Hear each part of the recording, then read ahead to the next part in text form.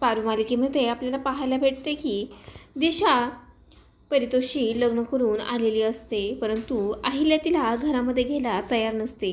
तेव्हा दिशा हात जोडत असते आणि म्हणत असते की एक सासूमा, हे बघा, मला माफ करा आणि माझा सून म्हणून स्वीकार करा.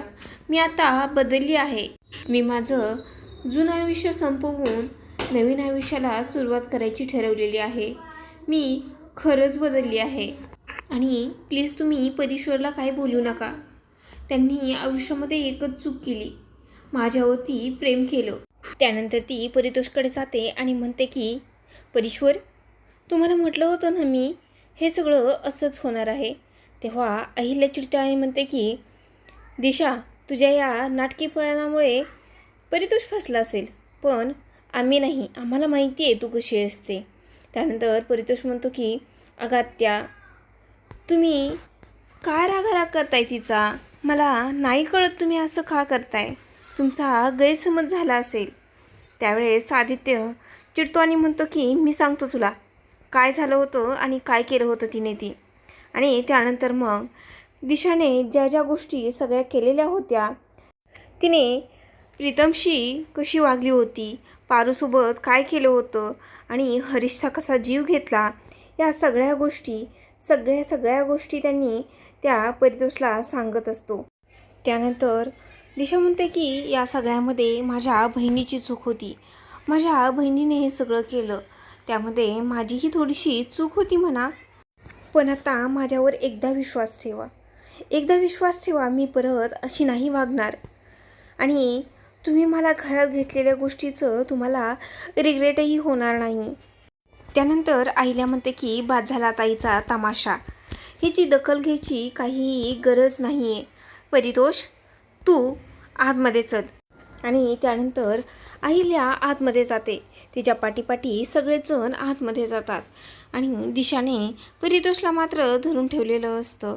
आणि दामिनी तिथेच असते. दामिनी म्हणत असते की परितोष चल आतमध्ये, तिला सोड आणि चल आतमध्ये. तर तो काही यायला तयार नसतो. त्यानंतर घरामध्ये गेल्यावर अहिल्या म्हणत असते की परितोष तू आत ये आणि तिला राहू दे, चल. तेव्हा तो काय ऐकायला तयार नसतो आणि तो म्हणत असतो की मी तिच्यावरती प्रेम केले, ती माझी बायको आहे आणि ती जर माझ्यासोबत नाही आली तर मी कसा येणार घरामध्ये, असा तो बोलत असतो. तेव्हा अहिल्या म्हणते की तू तुझ्या आयुष्याचं वाटोळं करू नकोस, तू आतमध्ये ये. त्यानंतर अजून तो विनवणी करायला लागतो. तेव्हा अहिल्या म्हणते की तुला घेऊनच जायचं असेल तर मग तू तुझ्या घरी घेऊन जा, इथे मी तिला अजिबात स्वीकारणार नाही. त्यानंतर श्रीकांत त्याच्याकडे पळत पळत जातो आणि म्हणतो की अहिल्याचं म्हणणं तू मनावर घेऊ नकोस, पण खरंच सांगतोय, ही मुलगी दिसते तशी नाही आहे, खूप वाईट आहे, असं त्याला सांगण्याचा प्रयत्न केला असतो, परंतु तो काही ऐकत नाही. त्यानंतर अहिल्या म्हणते की आदित्य, बॉसला सांग परितोषला आत घ्यायला आणि दिशाला गेटच्या बाहेर काढायला. त्यावेळेस ते तिला धरून ओढत असतात. तेव्हा परितोषलाही तिने धरलेलं असतं आणि ते गेटकडे निघालेले असतात.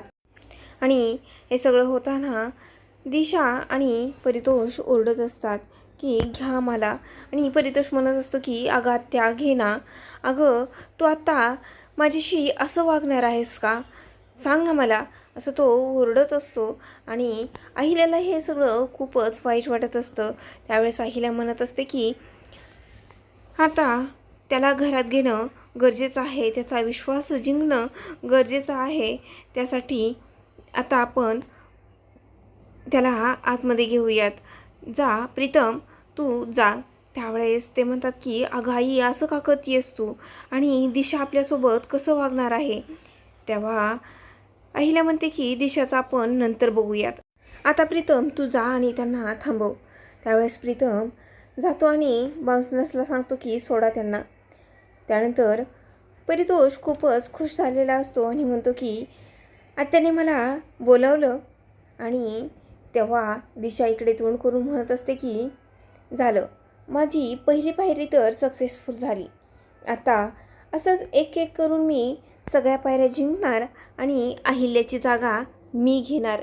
माझं वर्चस्व या घरामध्ये मी गाजवणार, असं ती म्हणत असते आणि हा भाग इथेच संपतो.